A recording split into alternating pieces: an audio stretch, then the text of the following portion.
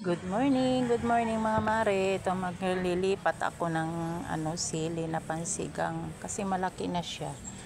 At dito ay siya na lang ang natitira, oh. Mag-isa na lang ito. At hindi pa maganda yung kanyang kalagayan dahil hindi siya nakabaon ng husto sa lupa. Ngayon ililipat ko siya dito. Yan, oh. Tapos para maayos siya.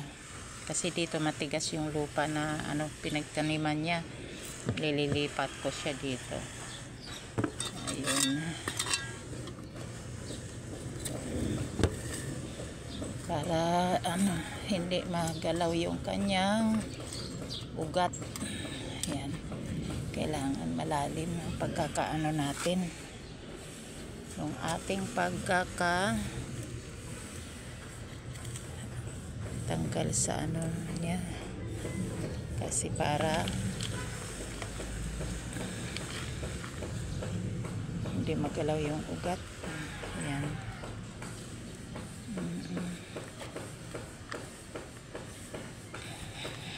Yan. Ibabalik natin yung lupa. Dito yung ibang lupa. Kasi, oh my God, medyo napuputol ang kanyang kasing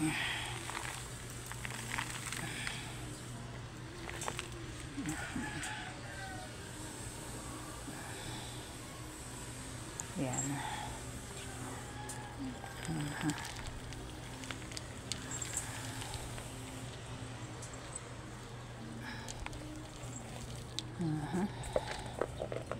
Yan, maganda na yung kanyang kalagayan dyan. Yan, dagdagan pa natin ng lupa.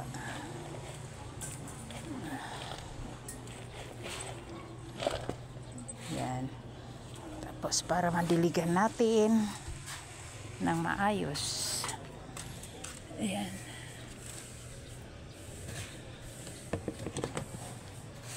Tubig.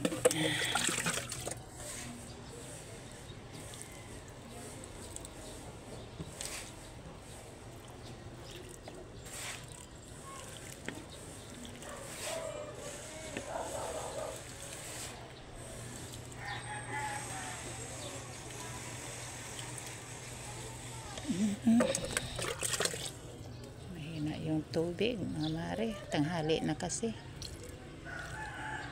Yan. Sana magbunga ka ng marami. Kasi ang mahal na sili ngayon, mga mare.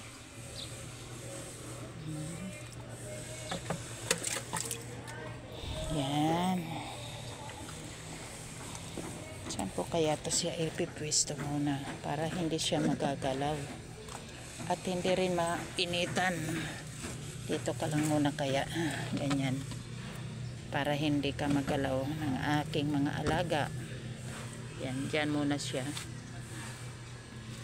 Yan. Para di siya magsagi ng aking mga aso. Yan. Magkukuha din ako dito. Papalitan ko rin yung aking pinagtanggalan. Tataniman ko ng isang kamatis kaya.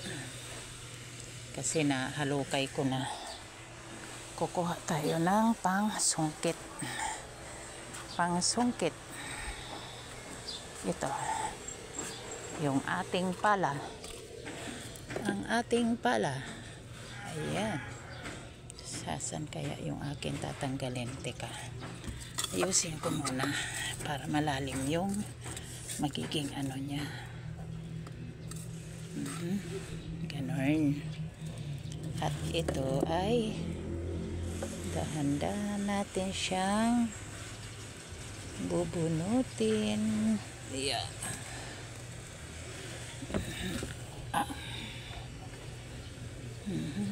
Yan. Huwag kang huwag kang mamamatay. Kasi nilipat kita dyan.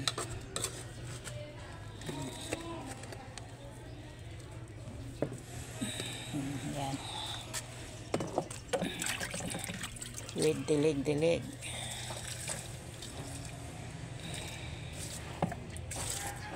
Okay, sige mga mare. At ako ay didilig pa uli doon sa may kabila. Ito na ata, tanghali na.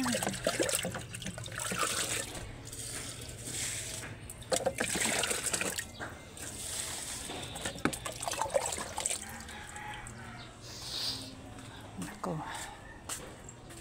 aking mga halaman na yan o, aking kamatis. Ayan o, kasi mainit ang panahon, kaya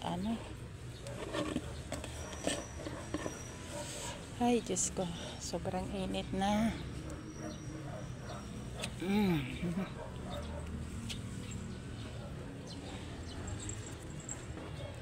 Didilig na tayo. Sige mga mare, update na lang tayo mamaya, kasi ayan o, didilig pa ako. Mahina kasi yung tubig, hindi kaya ng hose, kaya magbalde-balde na lang po tayo. Ayan, update na lang tayo mamaya mga mare. Sige, bye bye.